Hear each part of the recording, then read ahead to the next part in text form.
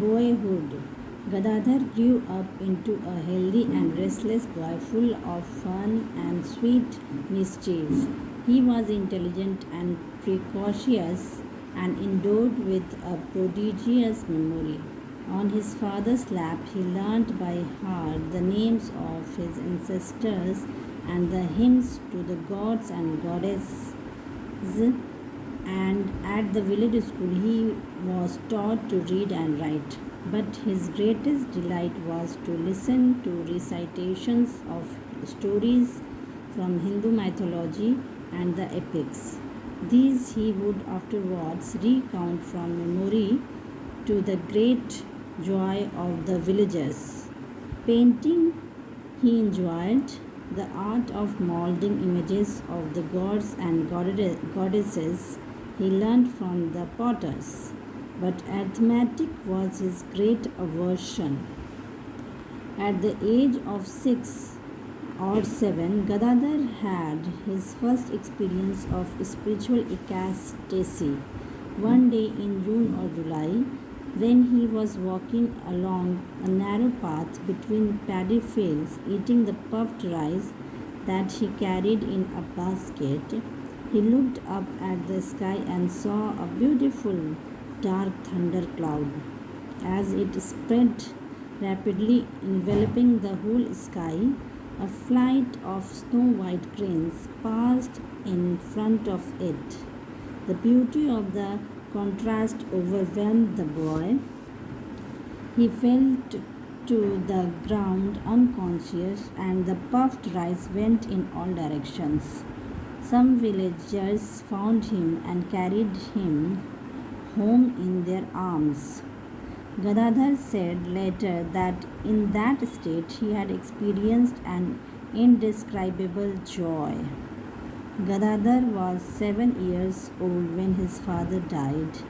This incident profoundly affected him. For the first time, the boy realized that life on earth was impermanent. Unobserved by others, he began to slip into the mango orchard or into one of the cremation grounds, and he spent hours absorbed in his own thoughts. He also became more helpful to his mother in the discharge of her household duties.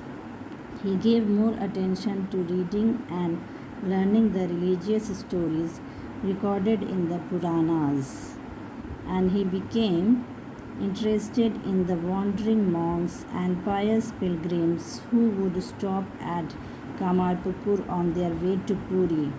These holy men, the custodians of India's spiritual heritage and the living witness of the ideal of renunciation of the world and all-absorbing love of God, entertained the little boy with stories from the Hindu epics, stories of saints and prophets, and also stories of their own adventures.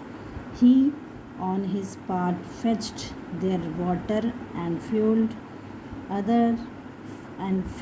and served them in various ways. Meanwhile, he was observing their meditation and worship. At the age of 9, Gadadhar was invested with the sacred thread. This ceremony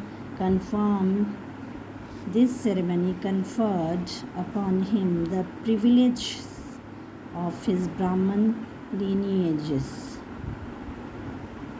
including the worship of family deity Raghubir, and imposed upon him the many strict disciplines of a Brahmin's life.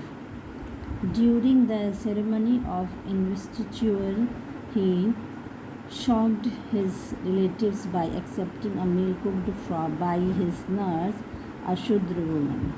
His father would never have dreamed of doing such a thing, but in a playful mood, Gadadhar had once promised this woman that he would eat her food, and now he fulfilled his lighted word. The woman had piety, and religious sincerity. And these were more important to the boy than the conventions of society.